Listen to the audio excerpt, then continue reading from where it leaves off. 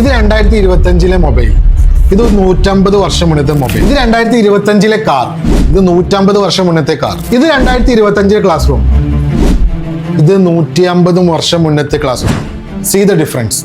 2025 class റൂമും 150 വർഷം മുന്നത്തെ ക്ലാസ് റൂമും തമ്മിൽ എന്തെങ്കിലും ഡിഫറൻസ് നിങ്ങൾക്ക് തോന്നിയോ?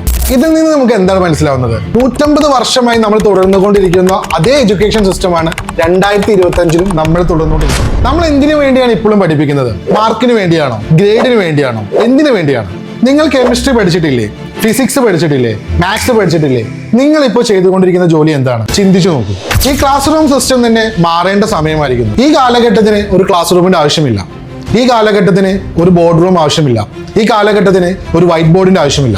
ഈ കാലഘട്ടത്തിനനുസരിച്ചുള്ള ഒരു എഡ്യൂക്കേഷൻ സിസ്റ്റം വേണോ, അതോ 100 വർഷം മുന്നേ തുടർന്നുകൊണ്ടിരിക്കുന്ന എഡ്യൂക്കേഷൻ സിസ്റ്റം വേണോ? ഇനി നിങ്ങളാണ് ചിന്തിക്കേണ്ടത്.